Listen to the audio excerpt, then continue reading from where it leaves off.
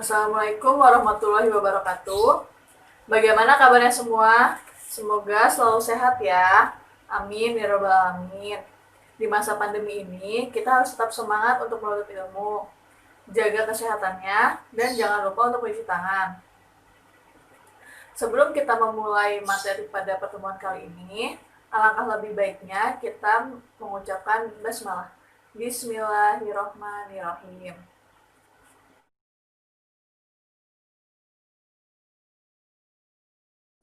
Langsung saja, pada pertemuan kali ini kita masuk pada materi transformasi. Ada yang tahu tidak transformasi itu apa? Transformasi sering sekali kita jumpai dalam kehidupan sehari-hari. Misalnya, saat kita menggeser barang dari satu tempat ke tempat lain, saat kita bercermin, dan lain sebagainya. Untuk lebih jelasnya, transformasi adalah proses mengubah posisi atau bentuk suatu benda. Transformasi memiliki 4 jenis. Yang pertama, translasi.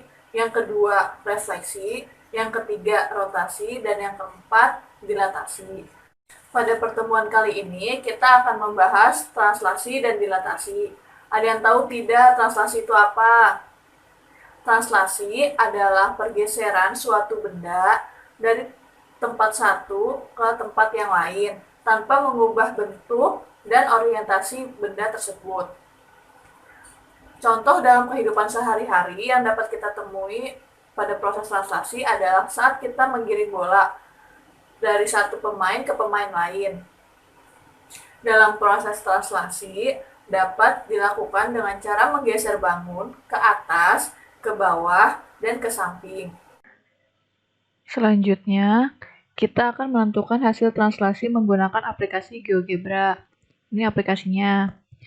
Untuk mengetahuinya, kita sebelumnya sudah belajar mengenai materi koordinat kartesius kan? Nah, ada yang tahu tidak koordinat kartesius itu apa? Untuk lebih jelasnya nih, koordinat kartesius digunakan untuk menentukan tiap titik dalam bidang dengan menggunakan dua bilangan yang biasa disebut dengan koordinat X dan koordinat Y. Ini koordinat Y. Koordinat X itu biasa disebut dengan absis dan koordinat Y disebut dengan ordinat dari titik tersebut. Nah, sekarang ada contoh soal. Diketahui sebuah segitiga ABC dengan titik A adalah 2,1, titik B 6,1, titik C 3,4. Kita buat terlebih dahulu segitiganya.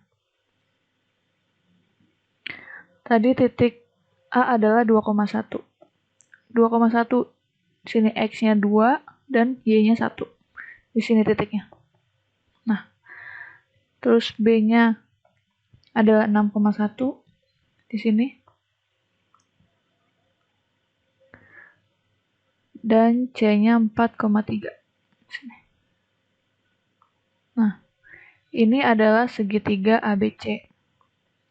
Setelah kita menggambar segitiga ABC, selanjutnya di sini kita lihat ditranslasikan ke samping 5 satuan dan ke atas 2 satuan. Nah, bagaimana sih caranya? Di sini ada titik A. Kita translasikan atau kita lakukan pergeseran sebanyak ke samping 5, 1, 2, 3, 4, 5, dan ke atas 2 satuan, 1, 2. Nah, titik A berada di angka 7,3. Terus, begitupun berlaku untuk titik B dan C. Titik B ada di 11,3, titik C ada di 9,5. Nah, di sini. Nah, ini adalah hasil translasi dari segitiga ABC yang digeser ke samping 5 satuan dan ke atas 2 satuan. Di sini A aksennya ada 7,3, B aksennya ada 11,3, dan C aksennya ada 9,5. Selanjutnya adalah dilatasi atau perkalian. Adalah peristiwa transformasi untuk mengubah ukuran, memperbesar dan memperkecil suatu bangun tanpa mengubah bentuk bangun tersebut. Sebagai contoh dalam kehidupan sehari-hari adalah ketika kita zoom out atau men-zoom in suatu gambar. Gambar tersebut tidak akan berubah, tetapi ukurannya akan berubah menjadi besar atau kecil. Untuk melakukan dilatasi, diperlukan informasi mengenai faktor skala dan faktor titik pusat. Nah, selanjutnya kita akan menghitung dilatasi. Di sini ada contoh soal. Diketahui sebuah segitiga ABC dengan titik A 1,1, B 3,1, C 1,2 didilatasikan dengan skala 3 dan pusat dilatasi adalah titik O 0,0.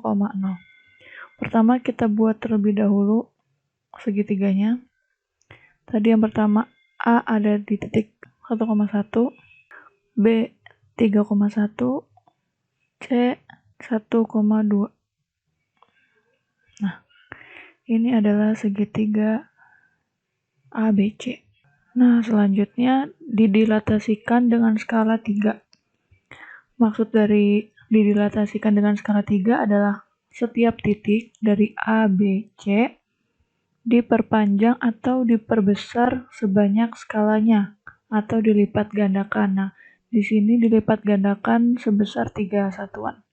Jadi di sini titik A aksen ada di 3,3. Nanti kita edit, terus titik B aksen ada di 9,3, titik C aksen ada di 3,6. Nah, ini merupakan hasil segitiga ABC yang telah didilatasikan sejauh atau dengan skala 3. Bagaimana? Apakah sudah jelas? Jika ada yang pertanyaan, bisa menanyakannya via grup WhatsApp atau personal chat. Cukup sekian materi pada pertemuan kali ini. Mari kita sama-sama mengucapkan hamdalah. Alhamdulillahirrabbilalamin. Tetap semangat dan patuhi protokol kesehatan ya. Wassalamualaikum warahmatullahi wabarakatuh.